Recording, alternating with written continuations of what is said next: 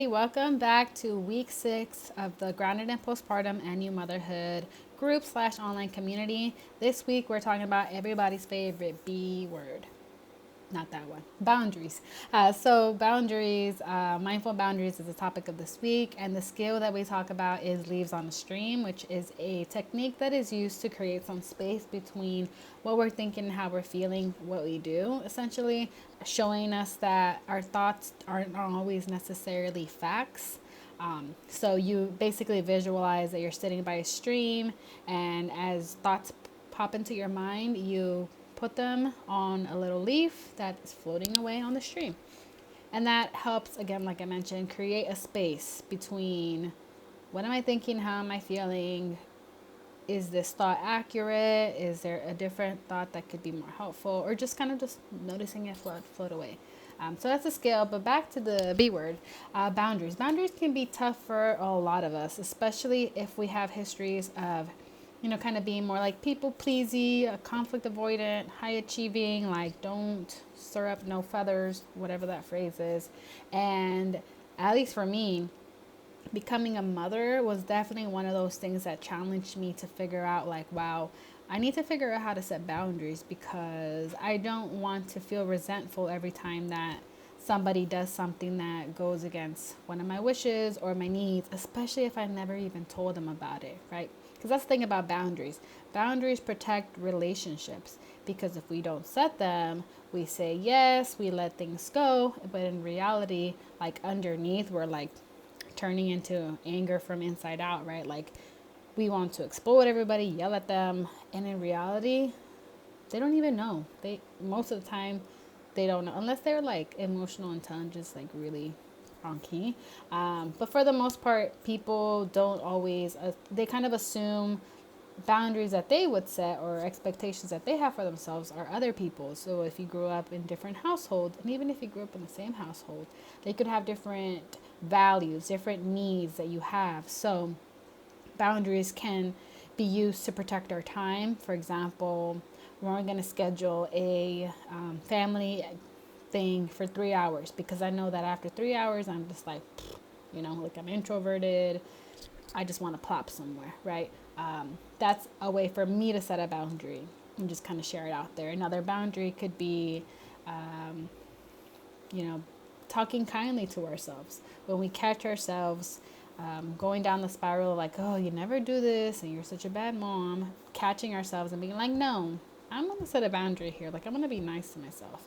There's also external boundaries. I like, hey, I would really appreciate if you don't kiss my baby in the face. We're trying to protect her from germs. Or I would really appreciate if you could bring this over when you visit. That would be a huge help. And because the alternative is they just show up and try to hold the baby or whatever it is, right? Whatever scenario that's making you mad, basically, what can we do about that scenario? I know in the book Thriving Postpartum by Pankit Sani, she talks about this and talks about boundaries being containers, kind of like the womb is a container. The womb protects our baby, and the womb grows. And it's a good visual to think about, like boundaries. Like boundaries protect ourselves, our values, our needs, and also our relationships. They eventually, hopefully, worst case is that somebody doesn't listen to a boundary and continues to disrespect or not abide to them. Worst case might be like, okay, I think I need some distance from this person.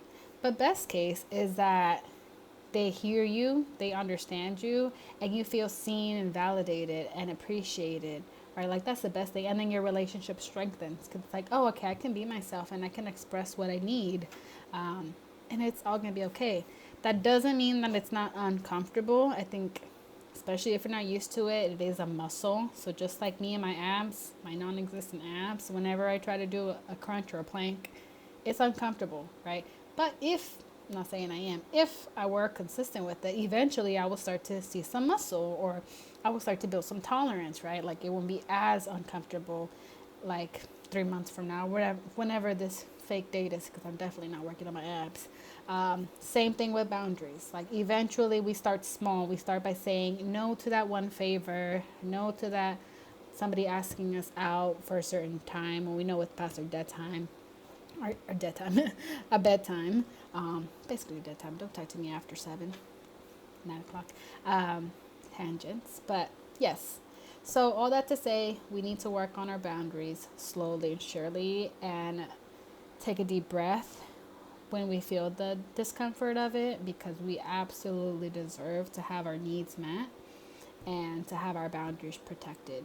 I know it can be countercultural because there are certain expectations of what a good woman is, and forget that, right? Like, let's figure out, like, a good woman for me is one that is aligned with my values and acting out in those values, and my faith and all that. It's not make sure that you keep everybody else around you happy and never make anyone uncomfortable. I'm learning to unwire from that, and I think a lot of us are learning that. So, all that to say, you deserve to have boundaries. I'll say it again if you need to hear it. You deserve to have boundaries.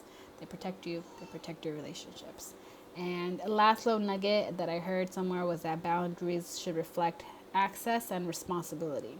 So if somebody doesn't have the responsibility to keep your information, your safety, your whatever safe, maybe they shouldn't have certain levels of access. So if I know that this one friend over here just ends up telling all of my secrets to whoever she knows, my boundary that I'm setting is that I'm not telling her certain things.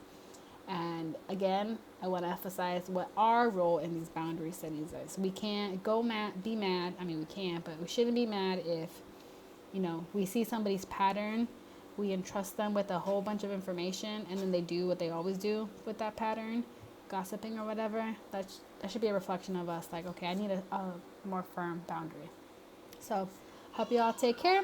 See you next week. Bye.